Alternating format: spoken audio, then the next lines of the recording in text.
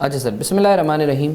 Sir bank reconciliation statement जो है start करने से पहले दिस इज़ रियली इंपॉर्टेंट कि सर बैंक रिकन्सिलियेशन स्टेटमेंट आप बनाते क्यों हो और उसकी वजह क्या है, रिकन्साइल करने की चीज़ों को ज़रूरत क्या पेश आई है। ठीक है सर, बैंक रिकॉन स्टार्ट करने से पहले this is really important to understand कि सर कैश बुक और बैंक स्टेटमेंट होती क्या है। देखो यार, आप लोगों ने जो है 3 कॉलमनर कैश बुक पढ़ी होगी, 2 कॉलमनर कैश बुक पढ़ी होगी। अब होता क्या है कि जब आप कैश बुक पढ़ते हो तो एक कैश का कॉलम आ रहा होता है और एक बैंक का कॉलम आ रहा होता है, सही है ना। कैश का कॉलम जो होता है इट डिनोट्स कि आपके पास कैश कितना है, आपकी जेब में, आपके हाथ में पैसा कितना है। जो बैंक का कॉलम आ रहा होता है इट शोज के बैंक के पास आपका कितना पैसा पड़ा हुआ है। यानी लेट्स से मैं अगर बात करूं, मैं बोलता हूं यार मेरे पास 1000 रुपये कैश में है, सही है, और 5000 रुपये जो है वो बैंक में पड़े हुए, तो टोटल मेरे पास जो है 6000 रुपये, उसमें से 1000 कैश की फॉर्म में और 5000 बैंक में पड़े हुए। तो अभी हम जिस कॉलम की बात कर रहे हैं वो हम बैंक के कॉलम की बात कर रहे हैं। 5000 रुपये जहां मेरे पड़े हुए हम उसकी बात कर रहे हैं। आप सब ने जो है बेसिक लेवल पर पढ़ा हुआ है कि सर जो बैंक में आपके पास पैसा पड़ा होता है वो आपके लिए एसेट होता है, ठीक है ना सर, वो आपके लिए एसेट होता है। सर एसेट क्यों होता है? क्योंकि it's gonna give you economic benefit in future, right, and you are controlling that. आप जब भी बैंक से मांगोगे बैंक आपको पैसा दे देगा आपका।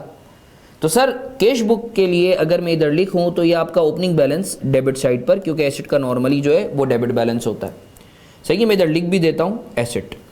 अच्छा मुझे एक बात बताओ, जाहिर सी बात है कि जब आपका पैसा बैंक के पास पड़ा हुआ है तो बैंक के लिए जो है वो तो लायबिलिटी है, क्योंकि लायबिलिटी की डेफिनेशन क्या है? Obligation of a business.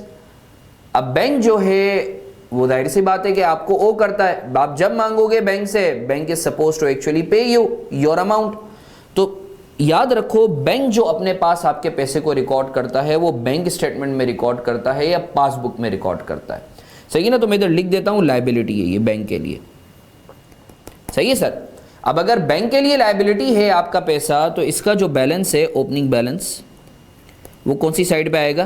Credit side पर आएगा, सही है। तो पहले तो एक चीज हमने समझ ली कि सर हमारे पास जो कैश बुक में बैंक का कॉलम है वो हमारे लिए एसेट है, सही है, और वही पैसा बैंक के पर्सपेक्टिव से बैंक के लिए लायबिलिटी है। आई होप सर आपको ये चीज क्लियर है। अब सर एक चीज याद रखो, जिस तरीके से आप अपने बैंक के कॉलम को मेंटेन कर रहे होते हो ना, being your asset, similarly bank statement में बैंक जो है वो भी आपके बैलेंस को रिकॉर्ड कर रहा होता है बीइंग अ लायबिलिटी। क्योंकि जाहिर सी बात है कि आप कल क्लेम करते हो कि भाई मुझे 1 लाख रुपए बैंक से लेने, तो जाहिर सी बात है बैंक के पास भी तो आ रहा हो ना कि हाँ वाकई 1 लाख रुपए देने। पता चले आप बोल रहे हो नहीं यार मेरे पास जो है वो 1 लाख रुपए मुझे बैंक से लेने, बैंक वाले के हिसाब से जो है वो बैंक वाला जो है वो बोले नहीं भाई 50,000 रुपए लेने देने कस्टमर को। तो सर इन सारी चीज़ों को, इन सारी मॉडलिटीज़ को कवर करने के लिए आप अपने पास जो आपके बैंक में पैसे आ रहे हैं वो आप कैश बुक में बैंक के कॉलम में रिकॉर्ड कर रहे होते हो, और आपका पैसा जो बैंक के पास आ रहा है बैंक अपने पास उसे as a liability bank statement में रिकॉर्ड करता है, जिसको पासबुक भी बोलते हैं। अब सर 1-2 एंट्रीज के जरिए जो है मैं आप लोगों को बता देता हूं। फॉर एग्जाम्पल, आपने पैसा जमा करवाया बैंक में, कैश डिपॉजिटेड इन बैंक, आपने एंट्री क्या पास की होगी? आपने एंट्री पास की होगी सर, मैं अमाउंट भी लिख देता हूं, ₹1K, के डिनोट्स 1000। आपने एंट्री पास की होगी बैंक डेबिट कैश क्रेडिट, सही है। 1K से आपके पास से कैश गया है, सही है ना, और बैंक में आपने जमा करवा दिया। अब सर आप इसकी पोस्टिंग कैसे करेंगे? इसकी पोस्टिंग कैसे करेंगे सर? गौर से देखिएगा सर, आप अपनी कैश बुक के बैंक कॉलम में आप जाएंगे और आप रिकॉर्ड करेंगे कि भाई कैश की वजह से 1000 रुपये आ गए, ये आप एंट्री करेंगे। आई होप आपको ये चीज़ क्लियर है। आपका काम यहाँ तक खत्म हो गया। सर बैंक वाला अपनी बैंक स्टेटमेंट में एंट्री क्या पास करेगा? बैंक वाला अपनी बैंक स्टेटमेंट में एंट्री क्या पास करेगा? बैंक के पर्सपेक्टिव से। ये आपकी बुक नहीं है, अब जो मैं बैंक स्टेटमेंट की बात कर रहा हूँ ये बैंक वाले की बुक है, जो बैंक स्टेटमेंट में अपने पास रिकॉर्ड करेगा लायबिलिटी, याद रखना। सर बैंक वाला क्या एंट्री पास करेगा? बैंक वाला एंट्री पास करेगा सर, बैंक के पास आया कैश 1000 से, और बैंक क्रेडिट करेगा कस्टमर अकाउंट।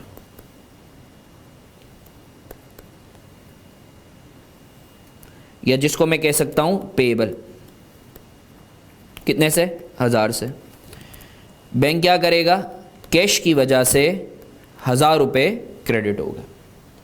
तो आप देख रहे हो, आप जहां डेबिट करते हो बैंक वाला क्रेडिट करता है। एक और एग्जांपल कर लेते हैं। सर आपने 200 रुपये बैंक से निकलवा लिया, अभी बिल्कुल बेसिक में चल रहा हूं। Cash withdrawn from bank ₹500। Sir आप एंट्री क्या पास करोगे सर? जल्दी से बताएंगे सर। कैश डेबिट 500 से, बैंक क्रेडिट, आपने बैंक से पैसे निकाल लिए ना, अपने पर्सपेक्टिव से सोचो। सर इसकी पोस्टिंग कर दें सर। सर कैश बुक के अंदर आपका सर एंट्री नंबर 2 की वजह से आपने कैश की फॉर्म में पैसे निकाले हैं 500 से, सही है, आपकी यहां तक एंट्री हो गई। अब सर बैंक वाला क्या करेगा? बैंक वाला अपने पास क्या करेगा? सर बैंक वाला अपने पास एंट्री पास करेगा, क्योंकि बैंक की क्या हुआ है, बैंक के पर्सपेक्टिव से देखना, अभी अपने पर्सपेक्टिव से नहीं देखो, बैंक के पर्सपेक्टिव से बैंक की लायबिलिटी कम हो रही है।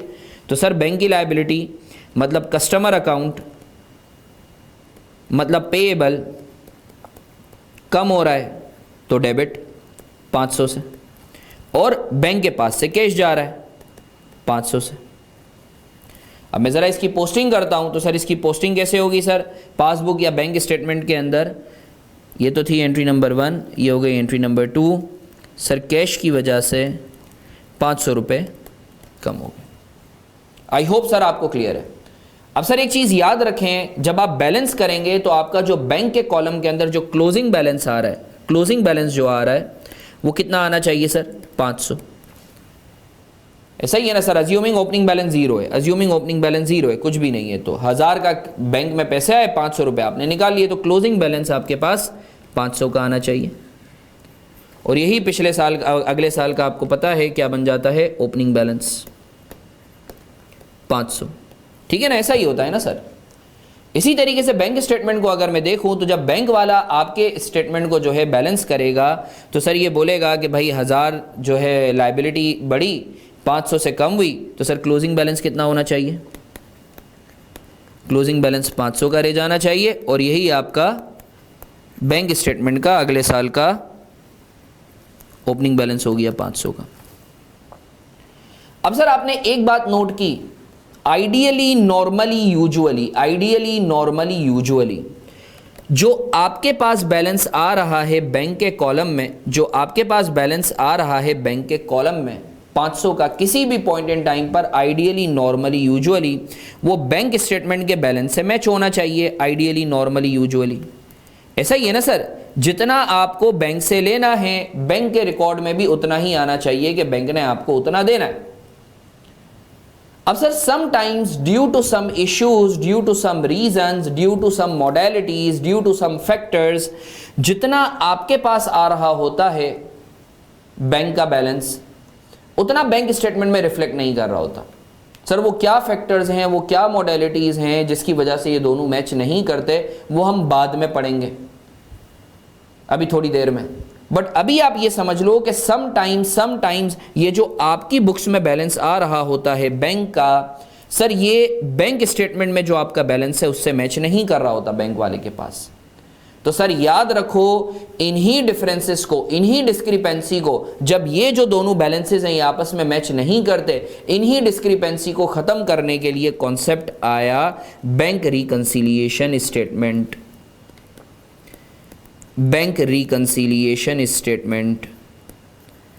तो सर मैं उम्मीद करता हूं आपको क्लैरिटी है कि bank reconciliation statement is the statement which is prepared to actually reconcile the balance of bank as per our books with that of bank statements balance.